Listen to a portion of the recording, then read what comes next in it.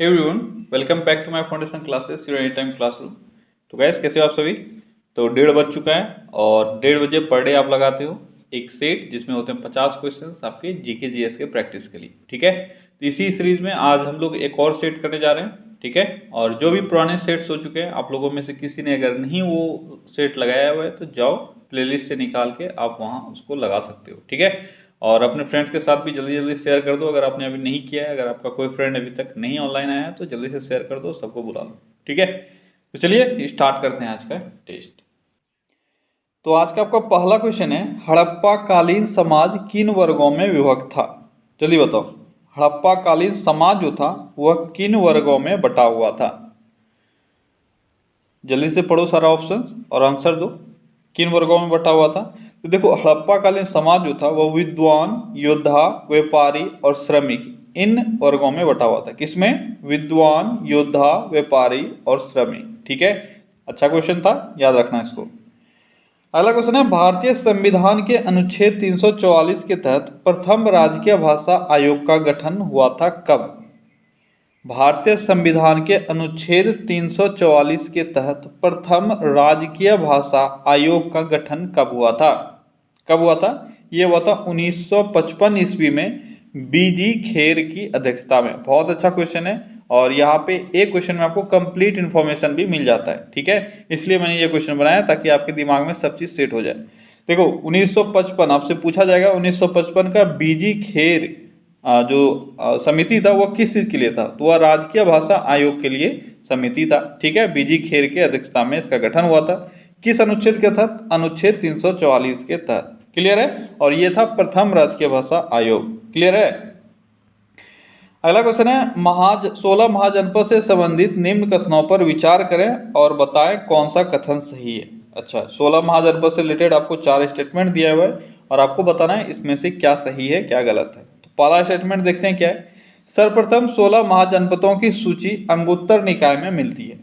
दूसरा है, 6ठी शताब्दी ईसा पूर्व के अंग महाजनपद की राजधानी का नाम महाभारत एवं पुराण में मालिनी मिलता है। तीसरा है आपका, 6ठी शताब्दी ईसा पूर्व वज्जी में पहले राजतंत्र बाद में गणतंत्र स्थापित हो गया था। और चौथा पॉइंट है, वत्स महाजनपद की राजधानी श्रावस्ती थी। जल्दी से बताओ क्या इसमें सही है, कौन कौन सा सही है ये आपको बताना है। आपका जो कूट है वो नीचे दिया हुआ है, जल्दी से बताओ क्या क्या सही होगा। तो आई होप आपने अभी अपना आंसर कर लिया होगा। तो आपका सही आंसर क्या होगा? आपका सही आंसर होगा सी, यानी 1, 2 और 3 सही है। 16 महाजनपदों की सूची यानी 16 महाजनपदों की जानकारी भी आपसे बोला जा सकता है। ये हमें सबसे पहले कहाँ से मिलता है? अंगुत्तर निकाय से। ठीक है, इसके बाद दिया हुआ है अंग महाजनपद के बारे में। जो 6ठी शताब्दी ईसा पूर्व था अंग महाजनपद, उसकी राजधानी जो है वह महाभारत और पुराण में मालिनी के रूप में मिलता है। और आप जानते हो ऐसे अंग की राजधानी कहाँ है? यह है चंपा। ठीक है, और महाभारत पुराण में मिला है मालिनी के नाम से। और तीसरा पॉइंट है आपका, 6ठी शताब्दी ईसा पूर्व जो वज्जी था वह पहले राजतंत्र के रूप में वहाँ पे शासित था, उसके बाद में ये यहाँ पे गणतंत्र स्थापित हो गया था। तो ये स्टेटमेंट भी आपका सही है, 1, 2, 3 आपका सारा सही है। अब लास्ट स्टेटमेंट जो है, वत्स महाजनपद की राजधानी श्रावस्ती है, ये गलत है। वत्स महाजनपद की राजधानी श्रावस्ती नहीं, कौसंबी था। ठीक है, कौसंबी जो अभी वर्तमान में वत्स क्षेत्र आपका इलाहाबाद यूपी क्षेत्र में पड़ता है। ठीक है, और इसकी राजधानी कहाँ थी? कौसंबी। तो ये स्टेटमेंट आपका गलत है। अगला क्वेश्चन है, नेपाल में स्थित ललित पत्तन नगर किस भारतीय राजा ने बसाया था। ललित पत्तन नगर ये कहाँ है? ये है नेपाल में, और इसको किस भारतीय राजा के द्वारा बसाया गया था? तो इसको अशोक के द्वारा बसाया गया था। ठीक है, अगला क्वेश्चन है, अशोक के किस शिलालेख में सच्ची भेंट तथा सच्चे शिष्टाचार का उल्लेख किया गया है। देखो पिछले सेट में मैंने आपको सारा चीज बताया हुआ है, सारा शिलालेख के बारे में बताया हुआ है। अब अगर आप आंसर नहीं कर पा रहे हो तो ये आपकी प्रॉब्लम है और मैं इसमें आपका कोई हेल्प नहीं कर सकता हूँ। जल्दी से बताओ, अशोक के किस शिलालेख में सच्ची भेंट तथा सच्चे शिष्टाचार का उल्लेख किया गया है? वो कौन सा शिलालेख है? तो वह है आपका 9वां शिलालेख जिसमें इसकी चर्चा की गई है। अगला क्वेश्चन है, कलचुरी वंश के संस्थापक कौन थे? जल्दी बताओ, कलचुरी वंश के संस्थापक कौन हुए? तो कलचुरी वंश के संस्थापक थे कोक्कल। कौन थे? कोक्कल थे कलचुरी वंश के संस्थापक। अगला क्वेश्चन है, भारत में हुए विद्रोह से संबंधित निम्न कथनों पर विचार करें और बताएं कौन सा सही है। अच्छा, यहाँ भारत में हुए विद्रोह से रिलेटेड आपको 4 स्टेटमेंट दिया हुआ है। पहला क्या है, पागलपंथी विद्रोह गारो के द्वारा किया गया था, सॉरी हाँ ठीक है, गारो के द्वारा किया गया था। दूसरा है मोपला विद्रोह 1921 में तमिलनाडु में हुआ था। तीसरा है उलगुलान विद्रोह का नेतृत्व करता बिरसा मुंडा था। चौथा है भील विद्रोह का केंद्र महाराष्ट्र था। इसमें बताना है आपको कौन कौन सा स्टेटमेंट सही है, जल्दी से बताओ क्या इसमें सही है, क्या होगा आपका आंसर, जल्दी से बताओ सही आंसर क्या होगा।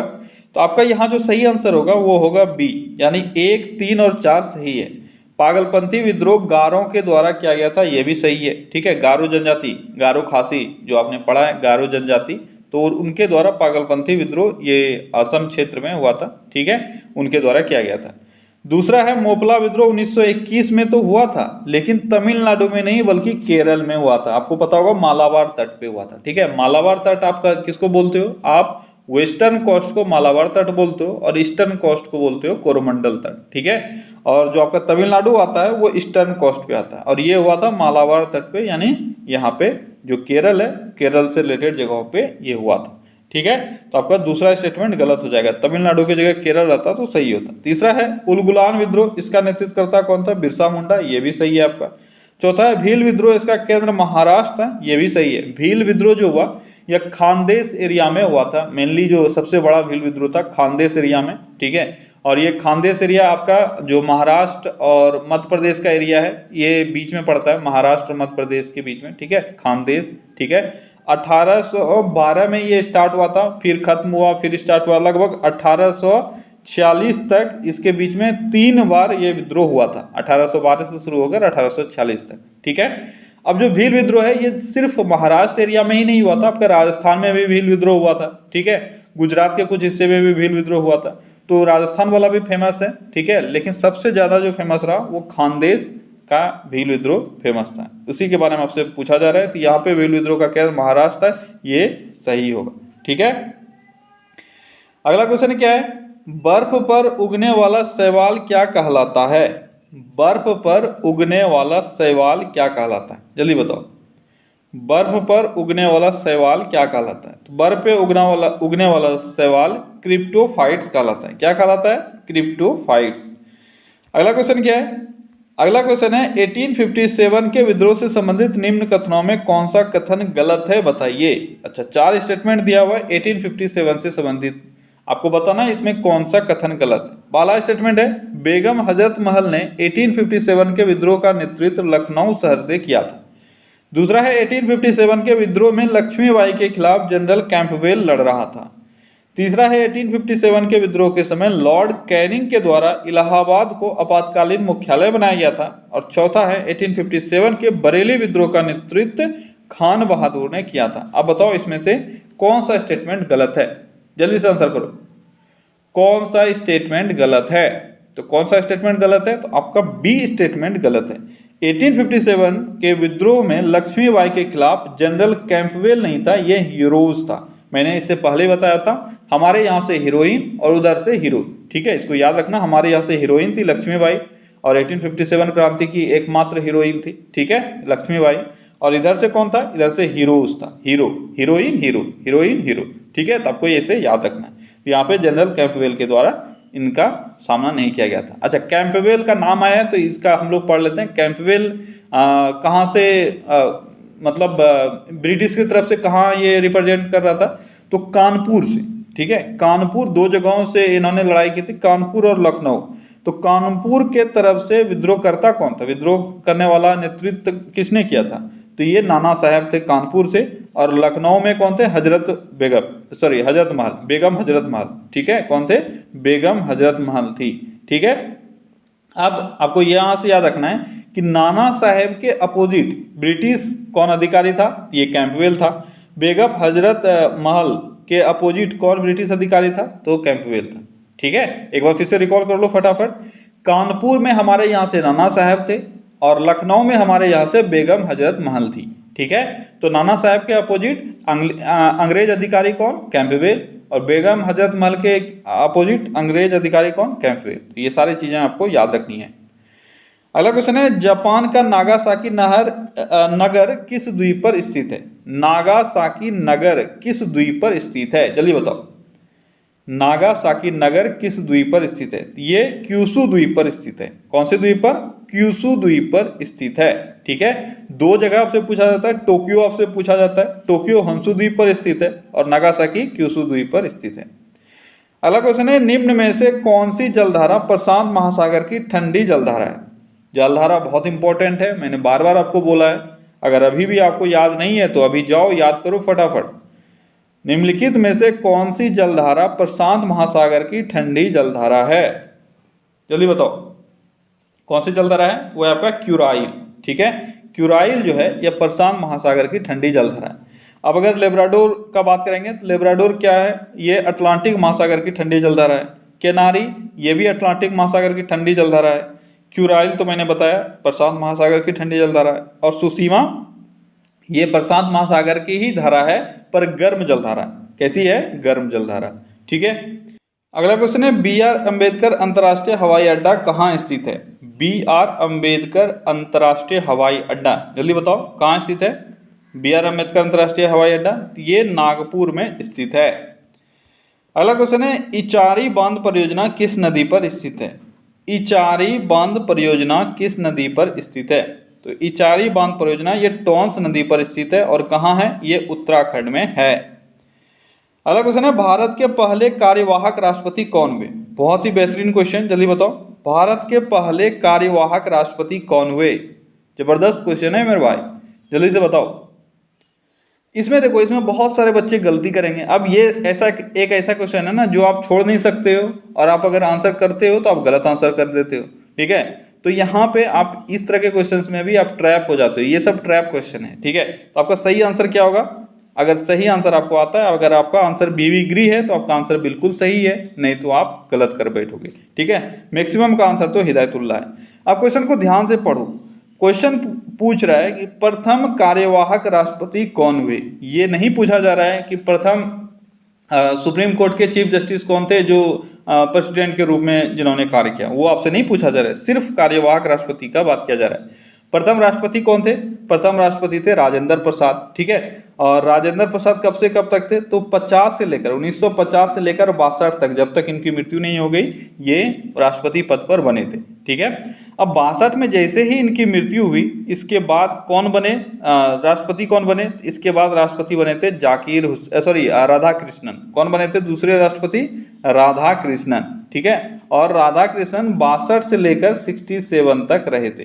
कब से कब तक? 62 से लेकर 67 तक। उसके बाद 67 में वो हटे, तो तीसरे राष्ट्रपति कौन बने? तीसरे राष्ट्रपति बने जाकिर हुसैन। अब यहाँ आके खेल चालू हुआ। जाकिर हुसैन प्रथम मुस्लिम राष्ट्रपति भी थे, और आपको याद रखना है कि ये पूरा टेनर जो है ये पूरा नहीं कर पाए थे, इनका इन ऑफिस डेथ ही हो गया था। ठीक है, यानी ये राष्ट्रपति के पद पर रहते हुए इनकी मृत्यु हो गई थी। ठीक है, तो ये 67 से 69 तक ही रह पाए थे। तो अब 69 में अचानक से वेकेंट हो गया सीट। ठीक है, तो अब जो ये वेकेंट हुआ था इसमें वीवी गिरी को राष्ट्रपति बनाया गया था। किसको? वीवी गिरी को। सबसे पहले 69 में ही बनाया गया, आपका मई से लेकर जुलाई तक वीवी गिरी को बनाया गया। उसके बाद फिर इलेक्शन होना था, तो इलेक्शन में वीवी गिरी खड़े हो गए, भाई हमको भी राष्ट्रपति के पद पे खड़े होना है इलेक्शन में। तो ये जब खड़े हो गए, दिन को जो कार्यवाहक राष्ट्रपति था उनका पद छोड़ना पड़ा। तो इनके जगह पे फिर जुलाई के बाद से लेकर अगस्त तक कौन रहे? हिदायतुल्लाह। तो ये बहुत ही इंपॉर्टेंट कॉन्सेप्ट था, ये आपका क्लियर होना चाहिए। ठीक है, तो वीवी गिरी ये मई से लेकर जुलाई तक थे, जुलाई से लेकर अगस्त तक हिदायतुल्लाह थे। तो 69 में ही दोनों कार्यवाहक राष्ट्रपति के तौर पे दोनों ने काम किया था। उसके बाद फिर इलेक्शन हुआ 69 में, तो वीवी गिरी चुने और वीवी गिरी 69 से 74 तक रहे थे राष्ट्रपति। क्लियर हो गया अभी आपका? अगला क्वेश्चन है, गर्म पानी अभ्यारण्य कहाँ स्थित है? इसको इस तरह से भी लिखा जाता है, कहीं कहीं इसको गर्म पानी, सीधा गर्म पानी लिख दिया जाता है, कहीं पे आपको मिलेगा गर्म पानी। ठीक है, तो इस तरह से भी आपको अलग अलग नाम के रूप में इसको मिलेगा। सिंपल से आपको याद रखना है गर्म पानी। गर्म पानी अभ्यारण्य कहाँ स्थित है? ये असम में स्थित है। ठीक है, कहाँ स्थित है? असम में स्थित है गर्म पानी अभ्यारण्य। इसका नाम ऐसा क्यों पड़ा? क्योंकि वहाँ पे जो झरने हैं उसका जो पानी है वो गर्म होता है, ठीक है, इस कारण से इसका नाम पड़ गया है गर्म पानी अभ्यारण्य। अगला क्वेश्चन है, हिटलर पार्टी जो 1933 में सत्ता में आई थी, डैश के रूप में जानी जाती थी। यानी हिटलर का जो पार्टी था उसको हम लोग किस रूप में जानते हैं, वही आपसे पूछा जा रहा है। हिटलर पार्टी जो 1933 में सत्ता में आई थी, आपको बताना है किस रूप में जानी जाती थी। किस रूप में? तो नाजी पार्टी के रूप में हम लोग जानते थे हिटलर के पार्टी को, ठीक है। अगला क्वेश्चन क्या है? अगला क्वेश्चन है, पहली ऊनी वस्त्र मिल की स्थापना कब हुई? पहली ऊनी वस्त्र मिल की स्थापना कब हुई थी? कब हुई थी? तो 1876 में पहली ऊनी वस्त्र मिल की स्थापना हुई थी, ठीक है। और ये कहाँ हुई थी? ये हुई थी कानपुर में। कहाँ हुई थी? कानपुर में हुई थी पहली ऊनी मिल वस्त्र की स्थापना। अगला क्वेश्चन है, कांच से प्राप्त पायरोलिग्नियस अम्ल में होता है। पायरोलिग्नियस एसिड में क्या होता है जो हमें लकड़ी से मिलता है? तो आपसे डायरेक्ट क्वेश्चन पूछा जा सकता है। जनरली हम लोग पायरोलिग्नियस एसिड कहाँ से प्राप्त करते हैं? तो लकड़ी से। कैसे प्राप्त करते हैं? किस प्रोसेस से प्राप्त करते हैं? तो हम लोग डिस्ट्रक्टिव डिस्टिलेशन प्रोसेस से प्राप्त करते हैं। ये सारे इंपॉर्टेंट पॉइंट्स हैं, आपको याद रखना है। अगर नोट डाउन कहीं करते हो आप तो बहुत अच्छी बात है, ठीक है। डिस्ट्रक्टिव डिस्टिलेशन होता है प्रोसेस, उससे हम लोग लकड़ी से पायरोलिग्नियस एसिड प्राप्त करते हैं। अब आपको बताना है कि एक्चुअल में पायरोलिग्नियस एसिड जो लकड़ी से प्राप्त करते हैं उसमें होता क्या है। तो उसमें क्या होता है? उसमें 10% एसिटिक एसिड होता है। क्या होता है? 10% एसिटिक एसिड।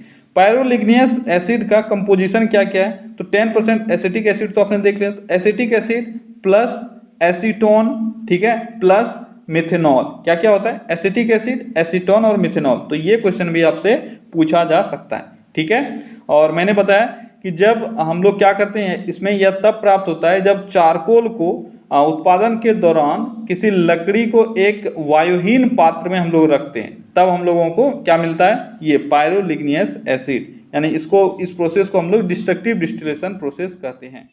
अगला क्वेश्चन है, भारत में जैव भौगोलिक क्षेत्र की संख्या कितनी है? जैव भौगोलिक क्षेत्रों यानी बायोस्फीयर रिजर्व, ठीक है, बायोस्फीयर रिजर्व यहाँ पे कितना है? जैव भौगोलिक क्षेत्रों की यहाँ पे संख्या कितनी है? तो यह है टोटल 18, ठीक है। यहाँ से दो तरह के क्वेश्चन आपसे बन सकते हैं। एक है कि इंटरनेशनली रिकॉग्नाइज्ड कितना है। तो इंटरनेशनली रिकॉग्नाइज्ड जब भी आपका पूछा जाएगा तब का हो जाएगा 11, ठीक है। 2018 से पहले 10 था, अब हो गया है 11। यह है इंटरनेशनली रिकॉग्नाइज्ड।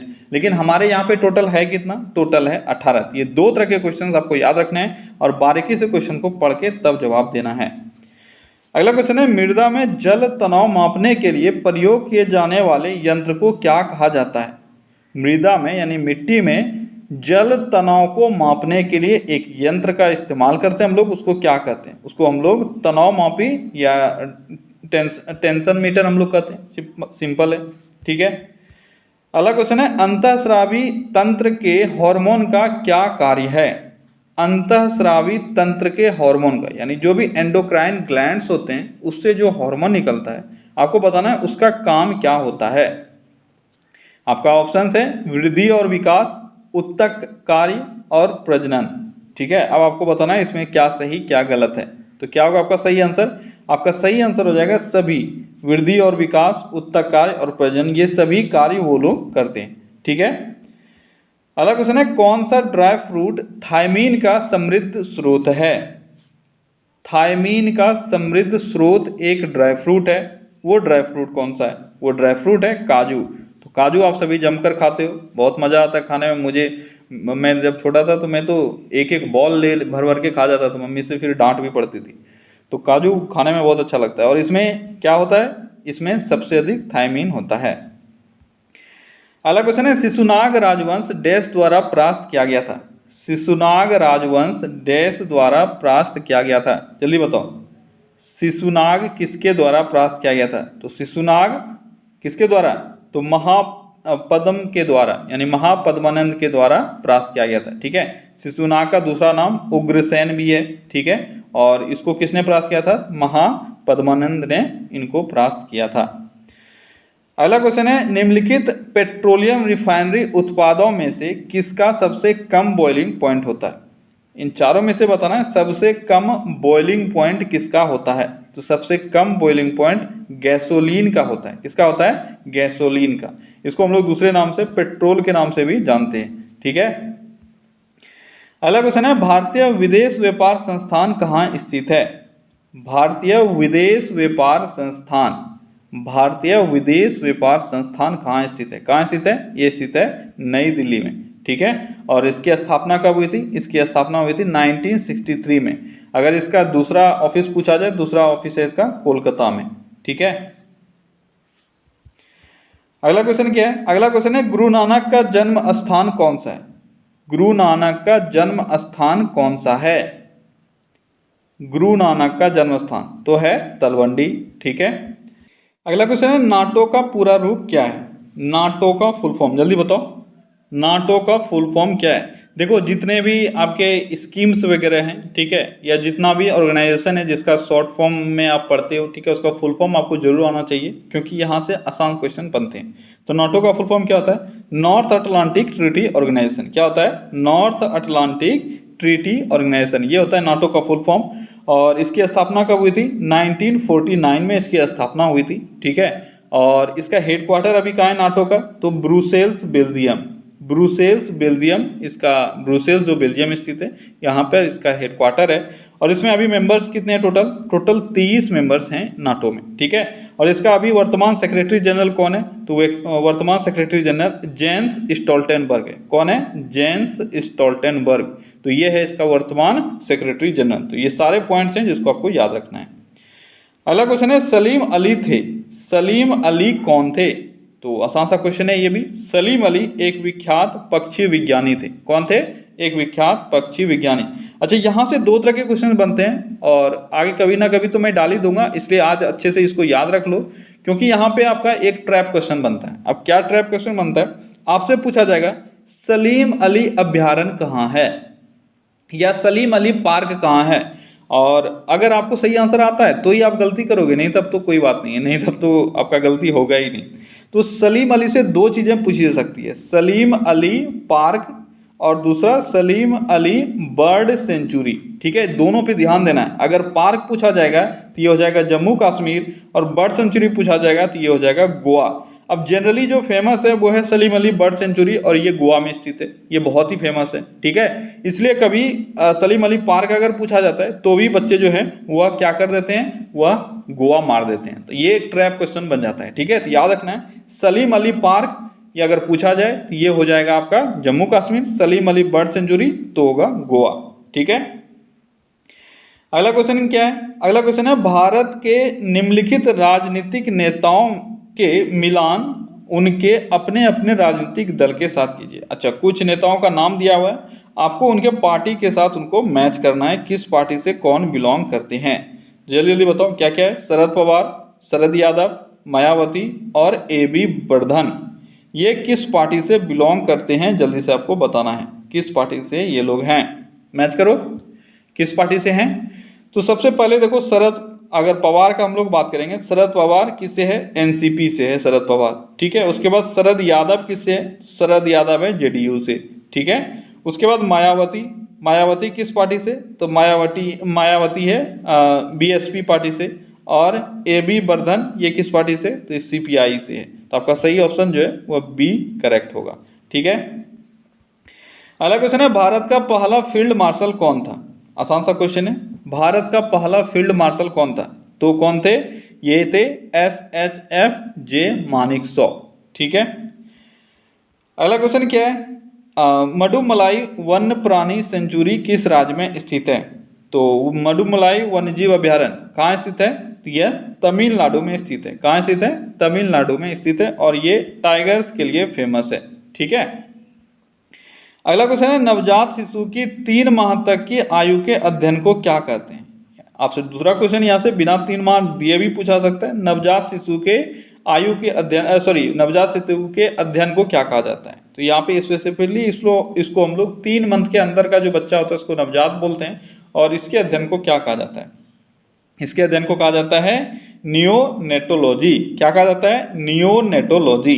ठीक ठीक है। नियोनेटोलॉजी क्या है? नवजात शिशु जिनका एज जो है वह 3 मंथ के अंदर हो, उनके अध्ययन को कहा जाता है नियोनेटोलॉजी। अगला क्वेश्चन है, निम्नलिखित में से सबसे ऊंचा शिखर कौन सा है? इन चारों में से बताना है सबसे ऊंचा शिखर कौन सा है। ये सारे क्वेश्चंस भी थोड़े से अच्छे लेवल के क्वेश्चन हो जाते हैं, क्योंकि यहाँ पे गलत करने के चांसेस ज़्यादा रहते हैं। जल्दी बताओ, सबसे ऊंचा शिखर इसमें से कौन है? तो सबसे ऊंचा शिखर इसमें है आपका नंगा पर्वत, ठीक है। बस यहीं पे थोड़ा सा एक अगर ट्विस्ट में डाल देता तो आप फंस जाते। सबसे ऊंचा शिखर भारत में स्थित कौन है? बस एक ही ट्विस्ट रहता और आपका आंसर गलत हो जाता। तो भारत स्थित हो जाता नंदा देवी, ठीक है। तो यहाँ पे हम लोग नंगा पर्वत और नंदा देवी का थोड़ा सा डिटेल देखेंगे, लेकिन उससे पहले हम लोग देख लेते हैं ये सारे पर्वत हैं कहाँ। कामेत पर्वत कहाँ है? किसी को पता है? जल्दी से कमेंट में बताओ, कामेत पर्वत कहाँ है? तो कामेत पर्वत है उत्तराखंड में, भारत में स्थित है, उत्तराखंड में, ठीक है। उसके बाद है कुनलुन पर्वत, कहाँ है? जल्दी से बताओ, कुनलुन पर्वत, ये सारे आपको याद रहना चाहिए। कुनलुन पर्वत ये चाइना में स्थित है, ठीक है।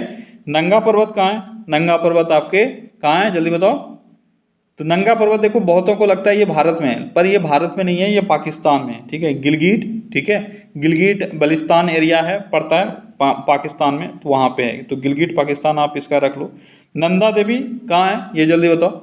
नंदा देवी ये उत्तराखंड के चामोली में है, चामोली उत्तराखंड, ठीक है, यहाँ पे स्थित है नंदा देवी। सारे को अच्छे से याद रखना, ये एग्जाम में पूछा जाता है आपसे, डायरेक्ट क्वेश्चन बनेगा ये पर्वत कहाँ स्थित है, ठीक है। अब हम लोगों को यहाँ पे थोड़ा सा डिस्कस करना है नंगा पर्वत और नंदा देवी के बारे में। तो नंगा पर्वत मैंने बताया गिलगिट पाकिस्तान में है। अगर वर्ल्ड में हम लोग बात करेंगे तो ये वर्ल्ड में 9th हाईएस्ट पर्वत है, ठीक है। कौन सा पोजीशन है इसका? तो 9वां हाईएस्ट पोजीशन है। और इसका हाइट कितना है? इसका हाइट है 8126 मीटर। कितना है? 8126 मीटर है। क्लियर है? अच्छा, अब अगर हम लोग बात करेंगे नंदा देवी का, तो नंदा देवी का 2-3 पॉइंट है जो आपको याद रखना है। अगर पूछा जाए कि ऐसा कौन सा पर्वत है जो पूरी तरह से भारत में स्थित है, सबसे हाईएस्ट कौन सी पर्वत है? क्वेश्चन आपने समझा?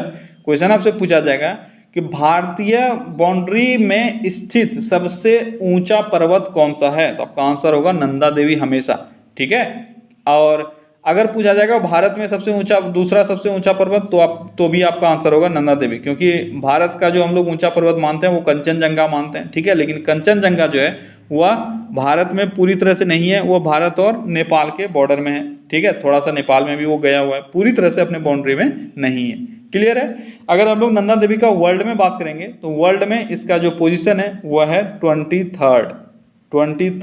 जैसे नंगा पर्वत का आपने देखा 9th है, उसी तरह से नंदा देवी का है 23rd, ठीक है। और इसका हाइट कितना है? इसका हाइट है 7816 मीटर, 7816 मीटर। ये सारे पॉइंट्स इंपॉर्टेंट हैं, इसमें एक भी पॉइंट आप छोड़ना नहीं। अगर आपने नहीं नोट डाउन किया है तो बाद में जब वीडियो खत्म होगा तो फिर से आके वापस नोट डाउन कर लेना सारा पॉइंट्स। अगला क्वेश्चन है, ट्राई का पूरा रूप क्या है? जल्दी बताओ, ट्राई का पूरा रूप क्या होता है? आसान सा क्वेश्चन है। तो ट्राई का फुल फॉर्म होता है telecom regulatory authority of India. क्या होता है? Telecom regulatory authority of India. इसकी स्थापना कब हुई थी? 1997 में इसकी स्थापना हुई थी। और अभी वर्तमान में इसके चेयरमैन कौन है? जल्दी से मुझे कोई बताओ, वर्तमान में ट्राई के चेयरमैन कौन है? तो कौन है? राम सेवक शर्मा। राम सेवक शर्मा ये है वर्तमान में ट्राई के चेयरमैन। क्लियर है? अगला क्वेश्चन है, बिहार में बहने वाली नदी बूढ़ी गंडक का उद्गम स्थल कहाँ है? अब ये भी आपके लिए एक ट्रैप क्वेश्चन है, इसमें बहुत सारे बच्चे गलत आंसर कर देते हैं। बूढ़ी गंडक का उद्गम स्थान कहाँ है? तो बूढ़ी गंडक का उद्गम स्थान है सोमेश्वर पहाड़ी। अगर आपसे गंडक नदी पूछा जाता, गंडक नदी, सिर्फ गंडक नदी, तो गंडक नदी का उद्गम स्थान है अन्नपूर्णा पर्वत, जो नेपाल तिब्बत बॉर्डर पे स्थित है। अन्नपूर्णा पर्वत, अन्नपूर्णा, ये इसमें भी गलत करते हैं बच्चे। अन्नपूर्णा पर्वत कहाँ है? तो वो मार देते हैं भारत। ये नेपाल तिब्बत बॉर्डर पे है अन्नपूर्णा, ठीक है। अब यहाँ से निकलती है गंडक नदी, लेकिन बूढ़ी गंडक का अगर बात किया जाए जो बिहार में बहती है, तो बूढ़ी गंडक का उद्गम जो हुआ है वो हुआ है सोमेश्वर की पहाड़ी से, ठीक है। अगला क्वेश्चन है, सतत विकास लक्ष्य यानी SDG इंडिया इंडेक्स 2019 में सभी के लिए समावेशी और सतत आर्थिक विकास और अच्छे काम को बढ़ावा देने में कौन सा राज्य सबसे अच्छा प्रदर्शन करने वाला राज्य बन गया है? बहुत इंपॉर्टेंट क्वेश्चन है, याद रखना। SDG का जो रैंक आया है अभी, ठीक है, SDG क्या हुआ? ये हुआ सस्टेनेबल डेवलपमेंट गोल, ठीक है, sustainable development goal India index 2019 में सबसे ऊपर कौन सा राज्य रहा है? कौन सा राज्य रहा है? वो राज्य है आपका तेलंगाना, ठीक है, ये सबसे ऊपर पे रहा है। अगला क्वेश्चन है, नई दिल्ली में आयोजित दक्षिण एशिया सम्मेलन 2020 का विषय वस्तु क्या था, यानी थीम क्या था? नई दिल्ली में आयोजित हुआ था दक्षिण एशिया सम्मेलन 2020, इसका विषय क्या है? जल्दी बताओ, इसका विषय क्या है? तो इसका विषय क्या है? इसका विषय है India's neighbourhood first policy, India's neighbourhood first policy regional perception, ठीक है। अगला क्वेश्चन है, किस बैंक ने 24x7 स्वयं सेवा वितरण सुविधा आई बॉक्स लॉन्च किया है? जल्दी से बताओ। आई बॉक्स जो आपका सेल्फ सर्विस एक सुविधा है, ठीक है, वह किस बैंक ने लॉन्च किया है? किस बैंक का है? वह है आपका ICICI बैंक का, ठीक है। अगला क्वेश्चन है, पत्रकार गौरी लंकेश की स्मृति में स्थापित एक पुरस्कार का दूसरा संस्करण 2020 में किसे प्राप्त हुआ? गौरी लंकेश, इनकी हत्या हो गई थी, आपको पता होना चाहिए, ये एक पत्रकार थी और इनके स्मृति में एक पुरस्कार की स्थापना हुई है। इसका दूसरा संस्करण 2020 में किसे प्राप्त हुआ? किसको मिला? यह मिला यूसुफ जामील को। किसको मिला? यूसुफ जामील को। अगला क्वेश्चन है, प्रसिद्ध उर्दू कवि अजमल सुल्तानपुरी का निधन हो गया। कौन है ये अजमल सुल्तानपुरी? ये उर्दू कवि हैं, इनका निधन हो गया। किस वर्ष उन्हें उत्तर प्रदेश उर्दू एकेडमी द्वारा लाइफ टाइम अचीवमेंट अवार्ड मिला था? उत्तर प्रदेश उर्दू एकेडमी के द्वारा इनको लाइफ टाइम अचीवमेंट अवार्ड दिया गया था 2016 में, ठीक है। अगला क्वेश्चन है, फरवरी 2020 में जारी ICC टेस्ट बल्लेबाजों की रैंकिंग के अनुसार विराट कोहली का रैंक क्या है? ICC टेस्ट बल्लेबाजों की रैंकिंग में विराट कोहली का रैंक क्या है? जल्दी बताओ, क्या है रैंक? तो इनको प्रथम स्थान दिया गया है ICC के द्वारा।